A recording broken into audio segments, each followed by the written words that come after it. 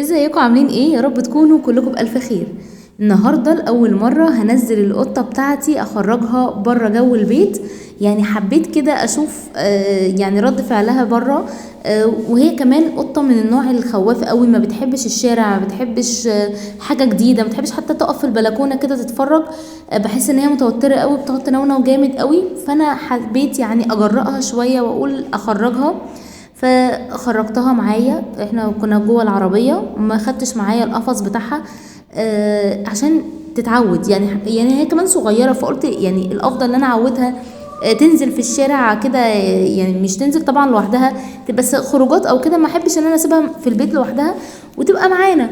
فطبعا انا يعني مش عارفه، بس هو الطبيعي ان هي بتبقى خايفه، ولكن ان انا حبيت ان انا اجرأها. فكانت اول ما نزلت في العربيه، بصوا هي عايزه حته بس تتدرى فيها، فعماله تيجي يمين وشمال وتطلع فوق حاجات. احنا كنا واخدين معانا حاجات كتير في العربيه، فاللي هو ايه، عماله تروح ناحيه الازاز، عايزه تهرب. يعني هي حاسه طبعا المكان جديد عليها، مش عارفه ايه دوت، فمش مستريحه.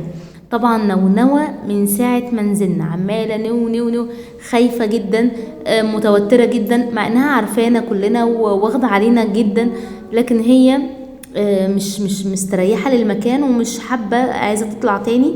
وعمالة افهمها لو انت لو اصلا خرجتي بره الشباك انت حضرتك في الشارع اكتر، يعني للخطر اكتر. بس طبعا هي مش فاهمة كده، فعايزه تهرب من اي مكان. يعني قافلين ازاز العربيه. عايزه اقول لكم الجو حر جدا، لكن منفسين كده تنفيسه بسيطه عشان خاطرها حضرتها ما بتصدق اي حد يفتح باب الشباك، سوري، تبقى عايزه تنط. هي عماله بقى يعني تقعد على حجر شويه، تروح ورا عند الازاز، تتبص من الشباك، مش مريحه. لكن انا بحاول اهديها بكل الطرق، عماله اتكلم معاها، احسسها ان احنا اللي انت عارفاهم اساسا، احنا معاكي. وهي كمان يعني واخده عليا قوي وبتحبني، فانا معاكي. بس طبعا الهيبه بتاعت بره مأثره عليها، فاتحه بقها كده معظم الوقت. هي مش بتنونة، ولكن فاتحه بقها كده، تحس ان هي ايه، بتخوف حاجه. يعني طبعا هي حاسه ان في خطر جاي لها، بس مش عارفه منين. فبتحاول بقى ايه، يعني تعمل الحركه دي، مش عارفه ده ايه. فانا كنت يعني عيني صعبان عليا، وفي نفس الوقت اللي هو قلت واحده واحده كده تتجرأ، شويه شويه انزلها كل مره معايا لحد لما تتعود ان هو عادي ممكن تخرج معانا، عادي ممكن ابقى شايلاها ونازله بيها عادي.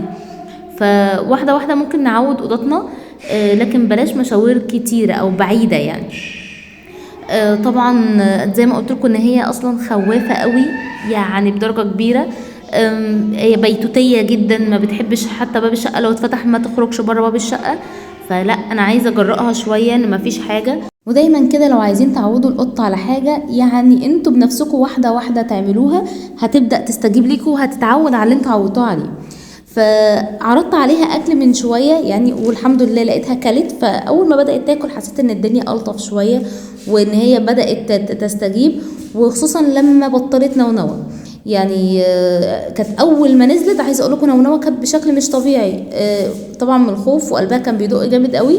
بعد كده بدات تبصوا تهدى وتسكت، يعني ما تعملش حاجه، وبدات تستوعب شويه ان عادي ما فيش، يعني بقى لها شويتين في العربيه هي، وبدأنا يعني بنتحرك كمان بالعربية، مفيش أي خطر جالها. فتهدى شوية شوية، مثلا تجيلها الفرة كده، فتقوم تاني اللي هو ايه، تتنونو. لحد بقى ايه، يعني في نص الطريق كده راحت ايه، نازلة تحت الكرسي وقعدت شويتين كده. انا قلت بقى يعني نامت ولا ايه، بس اهم حاجة ما تضايقوهاش وما تشدوهاش بالعافيه ان هي تيجي تقعد على رجلكم. خلوها براحتها، خلوها يعني. حتى الولاد ورا قاعدين عايزين يمسكوها، عايزين انا افرجها من الشباك. طب انا هعودها، قلت لهم ما حدش يلمسها خالص عشان ما تخافش اكتر، خليها تاخد راحتها وتحس ان العربيه عادي، مكان مقفول ما فيهوش اي مشكله. هنا احنا كنا وقفنا في بنزينه، فلقيتها بقت راحت ورا خالص عادي اهوت، بدات تتفرج على الناس وتحس ان الموضوع ما فيش مشكله. فانبسطت ان هي يعني ما بقتش متوتره ولا خايفه زي الاول. احنا هنا وصلنا المكان اللي احنا رايحينه، فكانت بص برضه هي ما بتنونوش خالص، يا معنى ان هي مش بتنونو وقاعده بتتفرج كده، ان هي الى حد ما يعني اتعودت، والدنيا بقت لطيفه قوي بالنسبه لها.